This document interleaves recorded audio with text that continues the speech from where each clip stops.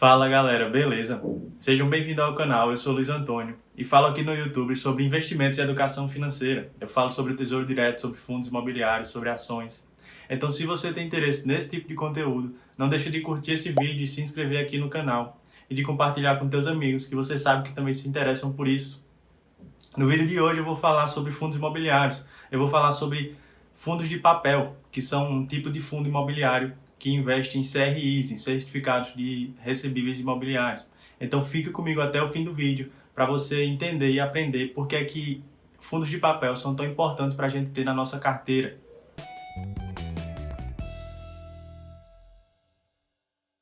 Antes de começar, eu já quero saber se vocês querem que eu traga um fundo de papel para aquele nosso quadro do Fundo a Fundo, onde eu tento analisar de forma mais aprofundada um fundo imobiliário e trazer aqui para vocês. Então comenta lá embaixo o nome do fundo. O fundo mais comentado eu trago aqui na próxima semana. Como eu disse, os fundos de papel são fundos imobiliários que investem em CRIs, em certificados de recebíveis imobiliários. Mas o que são CRIs? CRIs são ativos de renda fixa que rendem juros com uma parte indexada mais uma parte pré-fixada. Essa parte indexada geralmente é o IPCA ou o CDI. Eles são ativos de renda fixa que rendem um pouco mais do que os clássicos ativos de renda fixa, como LCIs, LCAs, CDBs. Para que é que serve o CRI? O CRI, para quem emite, ele serve como uma forma de captar recursos que seriam destinados a financiamentos imobiliários. Então, o lastro dos CRIs é o mercado imobiliário, é o crédito imobiliário. Sejam financiamentos de apartamentos, de loteamentos, sejam aluguéis de longo prazo. Como é que isso funciona na prática? Digamos que uma construtora concluiu sua obra, seu edifício, e vendeu todos os apartamentos financiados por conta própria, para receber em 10 anos, vamos dizer. Só que pode ser mais interessante para a construtora, para o caixa dela, pegar esse dinheiro à vista. Como é que ela faz isso? Ela pede para uma securitizadora emitir um CRI, e aí ela lança esse CRI ao mercado, dando como garantia os prédios. Ela vende o direito de receber as parcelas dos financiamentos dos apartamentos que ela vendeu. E o dinheiro de quem investe nesse CRI vai direto para a construtora. Isso pode ser feito com loteamentos e com aluguéis de longo prazo, como eu disse. É como se o CRI fosse um ativo classe A de renda fixa.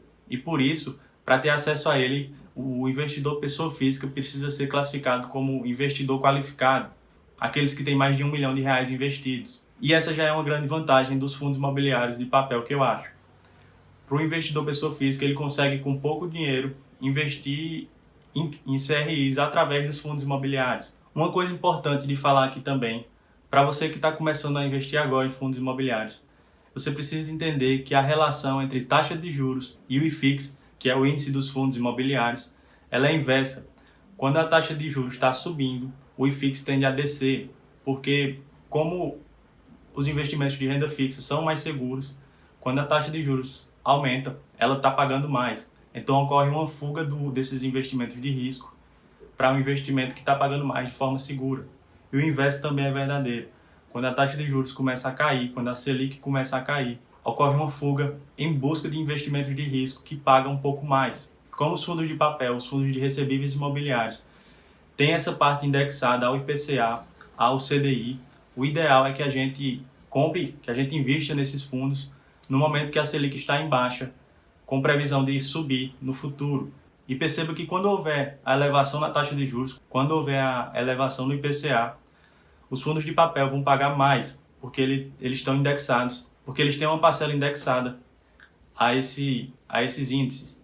Existe também uma diferença que você precisa entender em relação aos fundos de papel e aos fundos de tijolo, que é na remuneração, no rendimento. Nos fundos de tijolo, a gente tem duas formas de ganhar dinheiro. Uma delas é através do ganho de capital, que é a valorização da cota no tempo. Eu já falei aqui no canal que, em teoria, os imóveis como um todo tendem a se valorizar no longo prazo. O valor do imóvel tende a se valorizar no longo prazo, corrigido pela inflação. E da mesma forma funciona com o valor das cotas dos fundos imobiliários de tijolo, porque o lastro desses fundos são os imóveis. E isso não acontece nos fundos de papel. O valor da cota dos fundos de papel não tende a se valorizar no longo prazo, sendo corrigido pela inflação. O que se corrige pela inflação nos fundos de papel são os rendimentos. Eu não sei se você já percebeu, mas o preço dos fundos de papel tendem a seguir ali, perto do valor que ele foi lançado ao mercado, que geralmente é cerca de R$100. Se nos fundos de tijolo já era importante a gente investir quando o preço da cota estivesse abaixo do valor patrimonial do fundo, nos fundos de papel isso é mais importante ainda, porque essa valorização da cota não vai acontecer.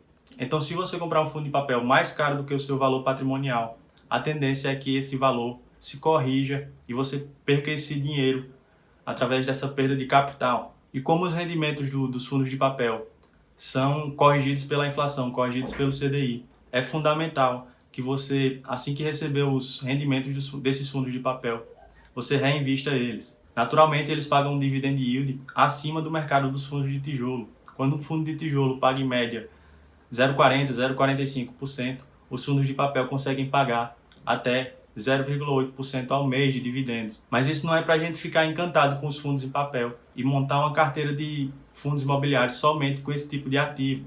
Eles funcionam como uma parcela defensiva na nossa carteira de fundos imobiliários, porque eles possuem uma volatilidade menor do que o IFIX. É claro que eu estou falando aqui como funciona em teoria, como funciona com o mercado redondinho. Se a gente for considerar todos esses investidores novos que estão entrando no mercado de fundos imobiliários, a gente não vai perceber que funciona dessa maneira.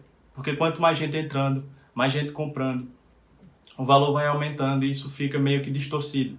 Mas como eu disse, eles funcionam de forma defensiva. E é por isso que eu acredito que você precisa ter fundos de papel dentro da sua carteira de fundos imobiliários. Quando você vê lá o ticker dos fundos imobiliários, que são aquelas 4 letrinhas seguidas do número 11, em alguns você vai ver que as 2 últimas letras são CR, que é de certificado de recebíveis, que são fundos de papel. E aí eu indico que você dê uma olhada neles. O nosso maior fundo imobiliário hoje no Brasil é um fundo de papel, que é o KNCR11, que pagou o último dividend yield mensal de 0,37%. A gente tem também como exemplo o Max Renda, o MXRF, que é um fundo de recebíveis imobiliários da XP. Ele paga cerca de 0,70% de dividend yields mensal, de forma constante.